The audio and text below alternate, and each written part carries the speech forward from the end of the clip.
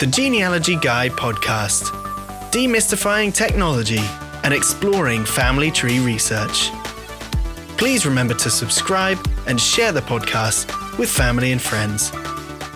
In this episode, I thought we'd explore a slightly different angle and look at legal issues in genealogy. I'm speaking with Dominic Hendry, who is part of the estate research, who specialise in tracing next of kin and missing heirs to estates. Dominic heads up the estate research's team and has a large group working with him within the probate research and genealogy industry, and he's been working and doing that since 2008 and specialises in private client genealogy. These are all such big words. Welcome along, Dominic.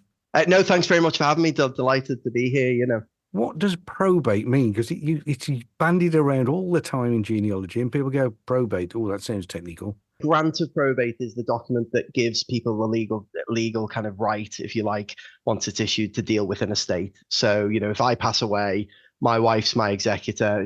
Depending on the value of my estate, she probably has to go to a court and get a grant of probate, which is sometimes called a grant of letters of administration. But I suppose the word probate in itself, in the way that we use it, has now become a bit of shorthand for anyone who's involved in the wills and probate, estate administration sort of area. So lawyers who you might instruct to deal with if your mum passes away and she's left you the family home and you need help doing the legal aspects of it and gathering in all the assets and dealing with all the liabilities and all of that side of it, the legal side, distributing the estate. So the probate world, as I think about it, tends to be shorthand for everybody who's involved in that. And as probate genealogists, we're kind of a bolt-on to the legal probate industry, if you like, and trying to help them out in various different ways.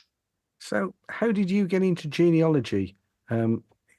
Was it the legal route then, the genealogical route, or was it the other way around? I should be clear, no legal qualifications or standing whatsoever. No legal background. Always enjoyed a bit of history. I'll be honest, I grew up in 1990s Liverpool. I don't think I'd heard the word genealogy at that point. I don't think I really knew what it was. I always liked history more generally, and I suppose family history, genealogy, there's always that kind of link there. But no, there's a sort of cliche about every great man, there's a much better woman behind him, which is probably a bit old fashioned now. But in my case, every small Scouse man, there's a much, much better woman behind me. And no, we were, it was funny, really. We were moving to London from Liverpool, where we're both from originally. And I'd seen a job online in genealogy for one of the big sort of 3 or 4 firms. I thought, oh my God, that just sounds like somebody's wrote me a job. That just sounds fabulous. I'd never really heard of it. So, we hire a lot of people who've already done a bit of genealogy, probably people like yourself and your listeners who are quite enthusiastic about it already. I will hold my hand up. I wasn't. I didn't really know anything about it. I don't think when I grew up, anyone in my area grew up wanting to be a genealogist or anything like that, or a probate researcher. So I seen this job advert online and I clicked off it straight away and said, no, I'm not applying for that. I've got no experience, nothing, no background in that whatsoever. And then just by chance, in the way these things sometimes can be a bit serendipitous, my wife happened to work around the corner from this company that had placed that ad that I'd seen and ignored online. And she saw the ad in the recruitment office around the corner and she rang me on her dinner and said, I found you the perfect job. When she got back that night, I said, no, I'm not going to apply for that. I saw it. I've got no experience. And she slapped me over the head and said, don't be silly. Metaphorically slapped me over the head, just to be clear. Said, don't be silly. What have you got to lose? Apply for it. And I think I started a week later. It was in about 2008, I think now, just before the credit crunch and Lehman Brothers and all of that, for any of your older listeners who remember such things. How about an intro to genealogy for solicitors and testators? How does this link with lawyers and genealogy? No, it's a perfectly reasonable question. And for a long time, I sort of worked off, I'm sure a lot of your listeners will be aware of the Bonaventia, the unclaimed estates list. And when I came into the industry, that was kind of the big thing. And what you would do is they would advertise the unclaimed estates list on a Wednesday night, Thursday morning in the newspapers when I was first starting. Someone would go to whatever the earliest shop in London was that sold newspapers and get the list, and it would all of the genealogy companies would work off that list and try and find next of kin that the government legal department, as it is now, would be advertising for. At some point with my former employer, they asked me to go into the private client department and the probate department, and I'm probably a bit like your first question there, Mel. I was probably thinking, what's probate at that point to some extent, and I got into it. So that, I think, would have been 2 or 3 years after I came into the industry. I just got to learn what it was really. And really, it's a legal support service. And there's lots of reasons lawyers might need us. The classic ones are, I've got a will from 1981. It's 30, 40 years later, shockingly enough, that when you think of the 80s as being 40 years ago. And some of the people, there's no addresses in the will, or it might be that there is an address and they're not responding to letters. And can you trace them? So we have that kind of people tracing service, if you like. And then the other thing is obviously you get clients, solicitors who work often in court protection teams. So they're doing things with people who lack capacity. So, if you develop dementia and you've got no family, then your local authority or a solicitor can be appointed your financial or guardianship deputy. And then eventually those clients pass away. And if the solicitor by that point has not found any family and there is no will, then it becomes almost like one of those government jobs where you trace the family. And you do that. My company has had a big focus. I've been here 9 years now. I think my company's had a big focus on how we eliminate risk for solicitors and for their clients, the personal representatives, the executors. There's a number of different ways we do that. We help with things like insurance policies that can protect an estate in case anybody comes forward after the estate has been distributed and says, hang on, these cousins all got the money, but I was the illegitimate son of the deceased and nobody knew about me. And actually, I should have got this £1 million, not all of these cousins. And they can actually try and claim that money back from the personal representatives or from the beneficiaries for a number of years after distribution. So we help by kind of doing some checks to make sure everyone is identified. We offer what we call our free risk assessment, where we go through the family tree. So the solicitor tells us who they believe the beneficiaries are that they've been told about. We check it against all those things that your listeners will all know about: the birth, marriage and death indices, the 1939 registers of the NHS and census records if the families go back that far. And we do a kind of quick free check to say, look, is it likely that you've got enough information here that you can distribute this estate or this part of the estate in confidence, knowing that nothing's going to come back to bite your clients post-distribution. And we do that for a number of reasons. One is obviously we're a commercial company. We're in it for the money to some extent, and if we do these free checks, some of the time we will find half the family trees being missed. That happens several times a week. And at that point, we can then say to the solicitor, right, we now know you're missing half the family tree. Here's a quote from us to find everybody. So that's how we make our money. But actually, what we're really passionate about, and it probably makes me sound really cliche, but it is true, is more to do with making sure that if solicitors are doing this process right, then they've eliminated any risk for their clients. So if anyone does come forward after the money's been given out to all the family who should have got it, who was closer kin, then everybody's covered because everybody at every step did the right stage. So we do a kind of training presentation, risk and estate administration, and I go around the country, and some of my sales team go around the country, and we deliver this presentation in-house for private client teams. So that's the lawyers who are dealing with probate, and sometimes for court of protection lawyers as well. So is that taking us on to preparing your will from a genealogist view of preparing your will? How would that sort of work? What sort of things should they be considering? We do sessions as well with will writers in particular. And in a way, I'd love to do one with members of the public, I think, as a sort of side hustle or a side service or whatever you would call it. Because there are things you pick up, you can go to a lawyer and they'll tell you all of the things you need to consider in terms of your tax planning, in terms of the technicalities of the law. But there are really basic things that you pick up in my job, not mistakes per se necessarily, but just things that come up really regularly in wills that you think, God, if someone would have told the testator when they were in front of them, why don't you think about this? It would have made everything a bit easier once the testator's passed away. And there's lots of examples of that really, but just to give you a couple of them, I'll give an example of a case we had, I think it was last week. There was 3 people in a will, and they were simply named, I'll change the names for confidentiality reasons, obviously, but let's call them the Smith family. I'll make up the most common surname I can think of, with apologies to any of your listeners who are Smiths. You've got John Smith, Paul Smith, Joan Smith. And we that was always in the will, like, I want to give £5,000 to each of these 3 people, and they were just named first name, surname.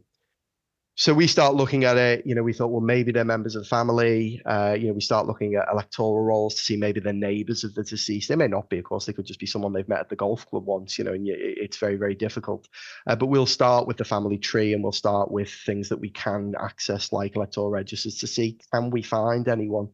And therefore, quite often you think, oh, hang on, there you go. There was a John Smith who lived next door with his wife Joan Smith, and their son Derek Smith, and those names matches the names that are in the will. So that's probably them.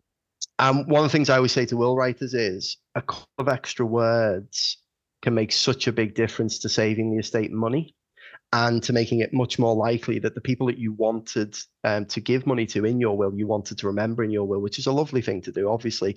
We want to make sure everyone in your will is found because that was your wishes. That was what you wanted before you passed away. And that, again, something we're really passionate about. We want to make sure everybody the deceased wanted to remember in the will is accounted for.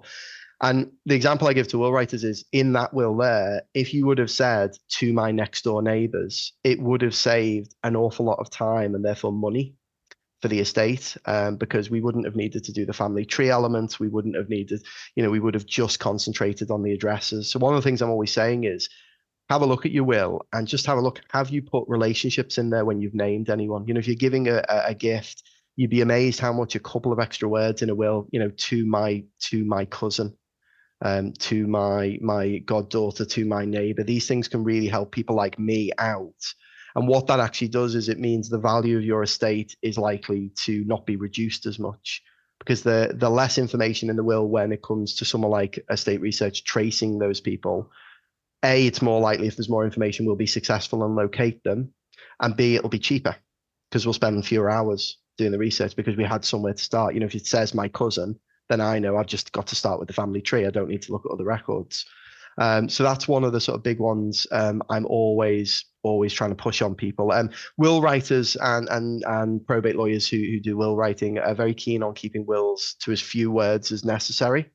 I think there's lots of reasons for that. They just don't want to clog the wills up with too many words, but just here and there, a couple of extra words. We're not talking about adding 16 pages to your will document. A couple of extra words saying who these people are in relation to you, whether that's familial relationships or whether that's your friends or neighbors, it can really help out. Because what you don't want is that the value of your estate starts to go down and down, so your beneficiaries get less money because they're spending it on people like me. I want the opposite, of course. I want the will to be as vague as possible. We can charge as much as possible. But, as I say, we try and give everyone the best and most honest advice, even if it's maybe not always in our commercial interests. And so that's one of the things we point out. And then the other big one, to be honest with you, and I'm always saying it to my family, to my friends, is just think about things you don't want to think about in your will. Think about backups upon backups upon backups. And what I mean by that is me and my wife were doing our will about 2 years ago. And my wife was saying to me, she's not involved in the probate world in any way whatsoever. And she was saying to me, well, it's quite straightforward, isn't it? If you survive me, you get everything. And if you don't survive anything, it goes to our two daughters. And I had to say to my wife, and it's not one of those things any of us want to think about, is it? I had to say, well, what if we're all on a plane together and it goes down? Or on a podcast, what if we're in a car accident together? And we see this month after month. And I've seen this month after month for at least 12 years where people just didn't think about, well, yeah, I wanted to go to my wife and then to my children, but what if they all predeceased me? And look, I think one of the reasons the majority of people still don't make a will at all is that people don't want to face their own mortality. They definitely don't want to think about what if my spouse or my nearest and dearest die before me. And for that reason, a lot of wills that we see failing are because people haven't really just had that honest thought, or maybe they've not been advised by the will writer. Really think about, do you not want to back up? I think in Scotland, they call it failing which or failing whom clauses, where you say, well, I wanted to go to my wife, failing whom to my daughters, failing whom to these list of charities. Because failed wills are always, devastating is too hard a word for this, but they're really, we don't like seeing them. Again, it's all about, we want to honor that person's wishes. This person's passed away, and the last thing they're ever going to do is leave these gifts in their wills, in theory. And we want to make sure the wills are upheld, and we want to make sure everybody that they wanted, whether that's an organization or people, are found at a reasonable cost if needs be. And these wills don't fail, because we see failed will after failed will. After failed will. And then the only other thing I'd say, not to labor the point too much, Mel, and bore your listeners to tears, is I think one thing people don't think enough about is class gifts in wills. Now, I don't know if your listeners will kind of know what I mean by a class gift. So just to explain, a lot of people in their will leave part or a whole of their estate to a class of beneficiaries instead of to individually named beneficiaries. So again, just to use my own family, I was talking to my mother not too long ago, and she wanted to leave a percentage of her estate in her will to her grandchildren, and I think name her 4 grandchildren. But I was saying, but actually, I'm probably still at an age where I could potentially have more children. Please God, I won't at this point in my life. But and my younger sister certainly could have more children. So I say, you'd be far better saying I would like a percentage of my estate to go to any grandchildren of mine. So that would be a class gift. You're naming them as a class of beneficiary, not as individuals. And these are really, really common. Good will writers, good lawyers will always advise people, if they are, particularly, it's often grandkids, because you've often got a testator in front of you who's maybe a little bit older in life because they're starting to think about their estate. And they're saying, well, I've got grandchildren. And so they often do name them as that class. And there are some problems with it, not problems per se, but there is some additional risk that comes with it to your executors. There's some additional cost that comes with a class gift to your executors when you pass away. And that is, and in the same way that I talked about earlier, when you've got an intestate estate under a class gift, if it is to a familial class, so such of my grandchildren is the really common one, a genealogist is going to need to look at that and make sure all of your grandchildren are identified. Because what if you pass away and your one grandson who's less trustworthy than all the rest turns up at the solicitor's office and says, yep, this class gives £1 million to Nan's grandchildren and I'm her only grandson. This happens. We see this again month after month. Solicitors just ask the family. Commonly what you find, I think, is 2 problems. One is they don't mention the black sheep of the family. 8 of them come forward and they just don't mention, well, we never liked John anyway, so let's not mention him. He's a bit of a wrong un. Or you get the other thing, which is really more and more common now because of the way society works, is people don't know dad was married before he married their mum. Dad's left a will and part of his estate is a class gift to such of his grandchildren, and they go into this list and say, well, here's a list of my children, who are the grandchildren. Actually don't know dad was married and had 3 children from his first marriage. Now, a good will writer, a good lawyer will have drilled down into that with the testator when they were in front of them, and then maybe said, well, look, if you don't want to remember that your family from your first marriage, there are ways around that. Don't do it as a class gift, name them, or, just say the descendants from this particular marriage. There are ways around that, but those conversations don't always happen with testators. I don't think testators really think about what happens when they put these kind of class gifts in the will. And it can lead to problems. I'll give you another example. We were working with a firm of solicitors who had one of these class gifts. They spoke to the executor who gave them, this one was nephews and nieces, I think, from memory. And, they said each of my nephews and nieces to get a percentage of the residue of my estate. I think it was a reasonably large estate, maybe sort of £500,000 net, so large to me anyway. And again, typical thing we see, nobody mentioned that there was a nephew. They did get a different firm of genealogists to look at it, who did a thorough and very good job, I have to say, even though it wasn't my firm. And they said, look, we've looked at all the records for England and Wales, where this family are based. These are the nephews and nieces that we've located. Fast forward 6 months later, a nephew has come forward out of the woodwork and said that I was born in Azerbaijan. Apologies if I'm butchering the pronunciation of that country there, and I'm a nephew. And actually now we've seen the evidence, it does look as if he is. Now, no genealogist would have necessarily located him unless somebody in the family would have said, oh, you do know there was a branch of the family in Azerbaijan, don't you? So you need to look at the records over there. Because typically what you do when you're looking into a family tree is you look in the areas where you know the family have been. So if a family have always been based in Cheshire, England, you're going to look in Cheshire, England. And the slight issue there was there are insurance policies to protect this exact scenario, which I think I touched on a little earlier, but it doesn't appear as if that particular lawyer had recommended one of these insurance policies, or at least they hadn't documented it to the executors. And now that lawyer's facing a claim if this chap is right, and if the family don't repay the money, it's potentially going to be the lawyers who have to pay it. Now, all lawyers have their own professional indemnity insurance, so they will be covered. But what happens, as you know, as any of your listeners know, if you claim on your car insurance, what happens next year to your premiums? During a cost of living crisis, they shoot through the roof. And so these are the kind of things we go through with will writers. And I thought I'd mention it today because it might be of interest to any of your listeners who are looking at their own wills or are in that kind of will writing world. Let's have a short break listening to Dominic Hendry talking about wills and probate. And which will give me a chance to mention the Armchair Genealogy podcast is now also found on Audible platform along with Spotify, as well as the usual podcast directories. You can also still hear us on your smart speakers. Just say the wait word and say play Armchair Genealogy podcast. And a reminder, you can find us on Facebook under @ArmchairGenealogy and LinkedIn also @ArmchairGenealogy. Email the podcast by contacting us, info@armchairgenealogy.com. Let's now return to Dominic Hendry from estateresearch.co.uk, who's given us plenty of advice and food for thought regarding making a good will and making sure it has plenty of clarity. Because of things like DNA now, and people can suddenly put their DNA through and suddenly discover that they are a distant relation to somebody, what sort of impact is that having on the legal section? Because you can have somebody that doesn't appear on any paperwork and suddenly he is the son or the daughter, and there's no doubt in it because the DNA says it. Yeah, do you know what, Mel? It's a really, really good question. I'd like to pay you to come to the audience for all my presentations to solicitors and ask that exact question if I could, because it's one that I don't think people are appreciating enough. It's not just the DNA evidence. People are now starting to link themselves through things like Ancestry.com that your listeners will know, I'm sure. Find My Past or other suppliers are available if I'm doing my BBC presenter bit there. And it's becoming a problem because you can upload your DNA on one of these things and then suddenly you've got cousins you didn't know about, and it can link you in that way. And so the risk of people coming forward after an estate's been distributed has never been greater, because you've got the chance now, people can trace each other through social media. That's another aspect to this as well. Suddenly this cousin you didn't know about in America gets in contact on Facebook or whatever it is these days.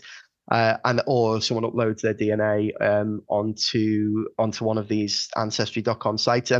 There was a serial killer in California in America, who I won't name, dreadful human being, committed a lot of really bad crimes in, I think, 1980s California.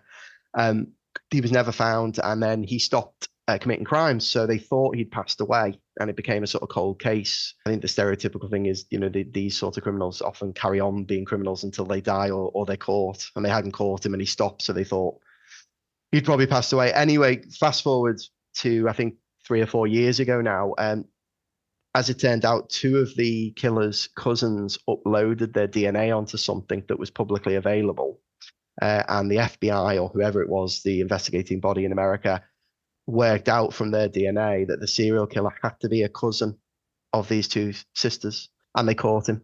And he was wheeled into court, I think, in his late 80s or early 90s, I think near enough death's door, but he only got caught, and they would never, ever have found this chap. I saw a documentary on this, which is why I bring it up, because I think about it anytime anyone asks the question that you just asked now. More and more people are just finding each other online through these DNA maps or being found online. And so it should have had a huge impact on the legal industry, because probate lawyers need to be more, or anyone who's dealing with an estate as an executor, or an administrator, if it's an intestate estate or a class gift will, needs to be aware that the risk has gone up because of what you just said.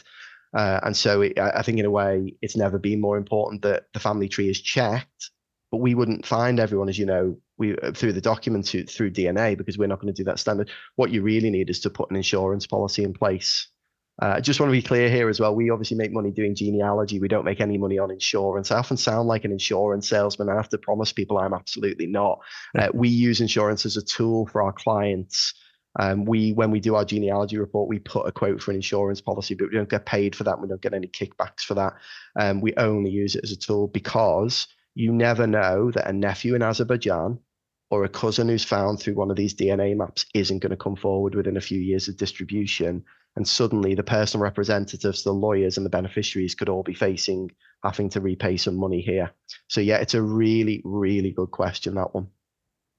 When you've got an interesting case and you're delving into it, where are some of the go-to places you instantly just go, right, I'll start there because that's the logical place to go, that's free, that's somewhere that would get the ball rolling without having to think, oh, I've got to log into this one, I've got to use this, I've got to go there? It's a good question. I'm probably going to have to be careful in answering a little bit, I suppose, because obviously tricks of the trade and all of the rest of it, secrets of the industry. But obviously, look, most of what we do is just exploiting publicly available records.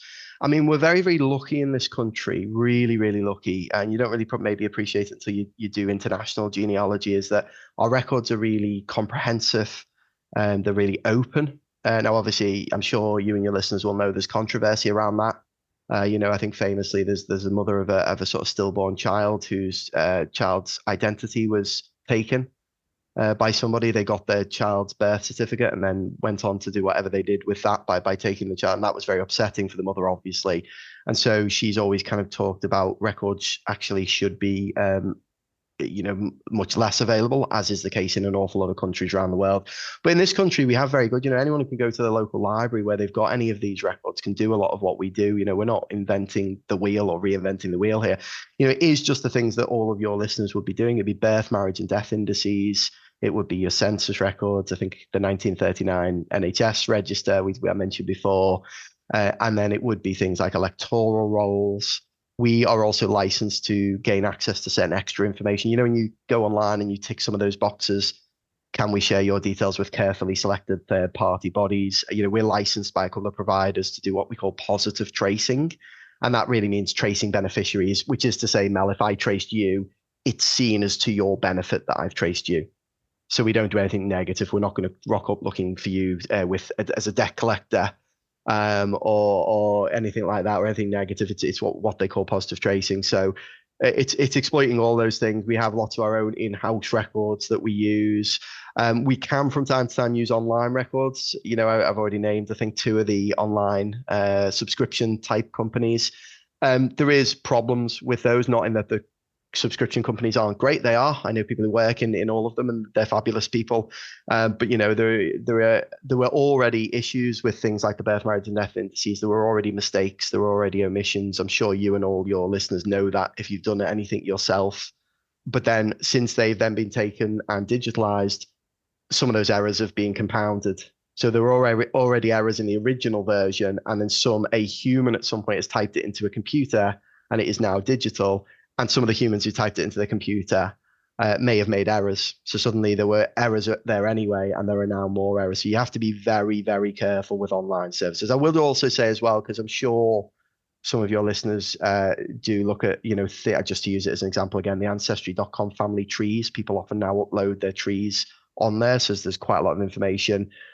Occasionally we'll look at stuff like that. What I would say is that the amount of those that we look at, that when we then start really properly documenting a family tree, by which I mean ordering the birth, marriage, and death certificates, the wills, interviewing the family members, you start to see a lot of those family trees have so many errors. Not really so much because anything's done anything you wouldn't do yourself, but it's because they've looked at records. Well, that name seems to match, and he's about the right age in the right area. So I think he's that cousin. But actually, when you order the marriage certificate or the birth certificate, it's a completely different guy with a similar name in the same area. I'm sure all your listeners have done this themselves when they've ordered these certificates. The other classic thing is when you were talking about the transcription, when they actually transcribe the images, and I'm always saying to people, make sure you've actually looked at the original image. Don't just look at the transcription, because you look at it and you go, oh yeah, all the information looks fine, and you realise actually they've spelt the city is completely wrong. It's the wrong end of the country.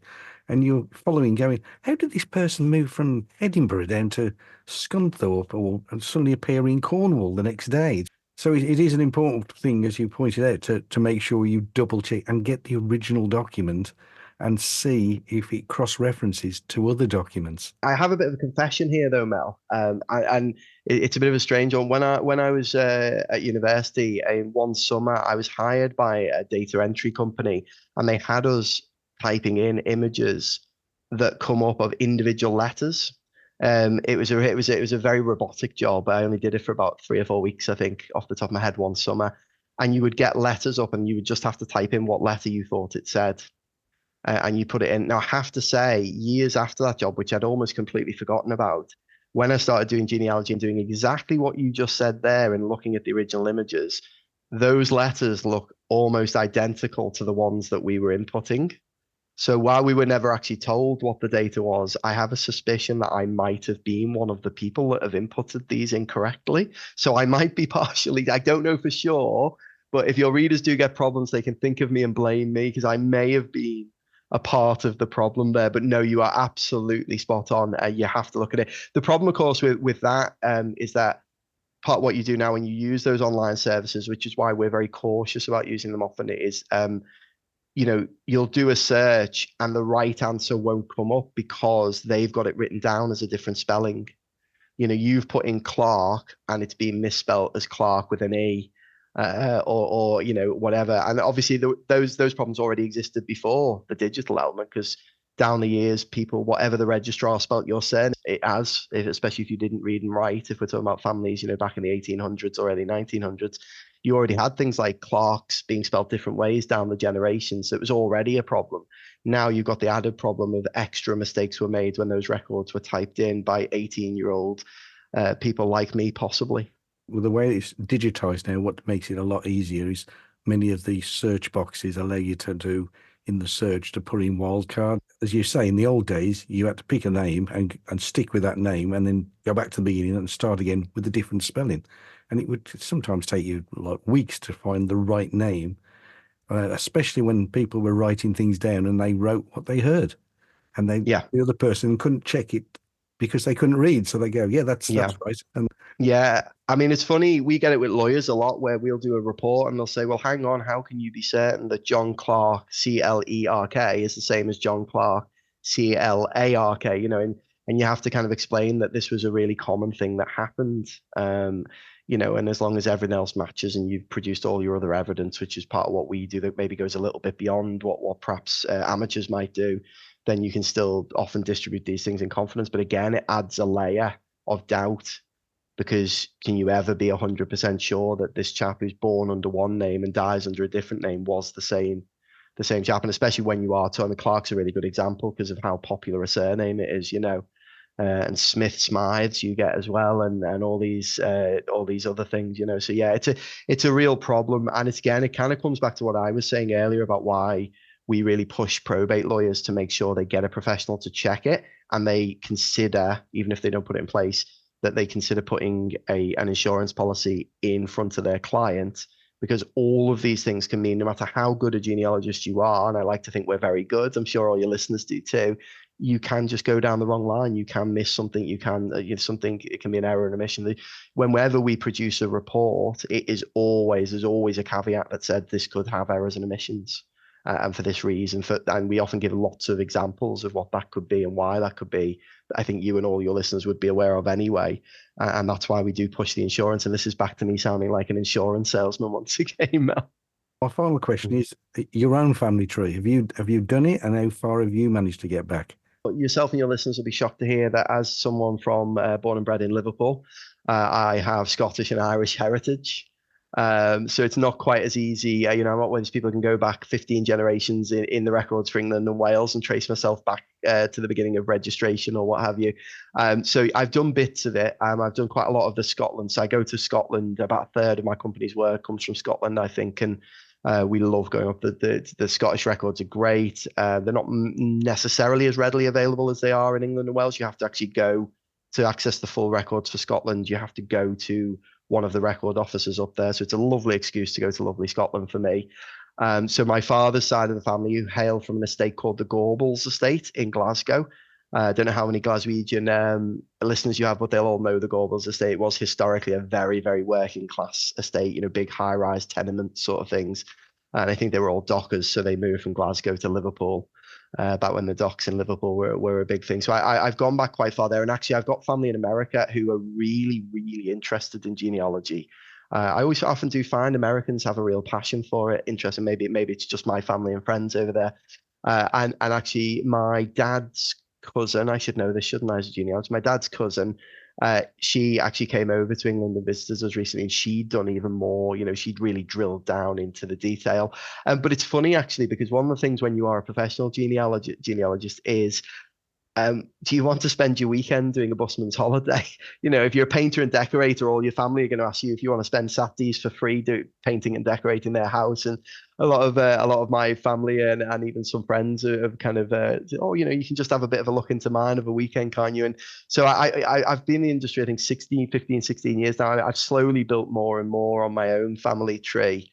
But there are lots of interesting things. I had a grandfather who'd served in the Second World War that I'd not known about. I think it actually maybe gone down on a boat and that had been sunk but survived. He'd been one of the few survivors. That was sort of lovely to see. Especially we've been thinking about this recently, haven't we? D-Day 80-year celebrations recently at the time of recording, anyway. And so that was quite nice to see. But also one of the things I often say to my friends and even to some beneficiaries is, do you really want us to look at your tree? Because we might find some stuff out you're not so sure about. Do you really want to know?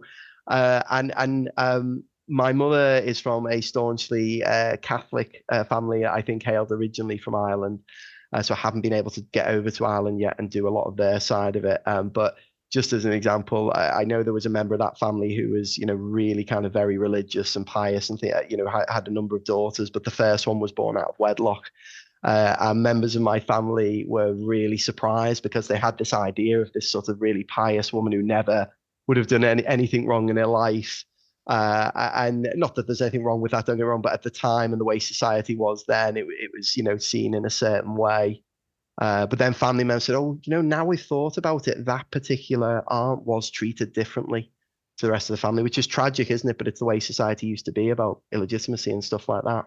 It's always the unsaid things that people go, yeah. I remember there was an auntie that everybody always pulled a face. And it's only when you do genealogy, you realise, now I know why they used to pull that face. Yeah.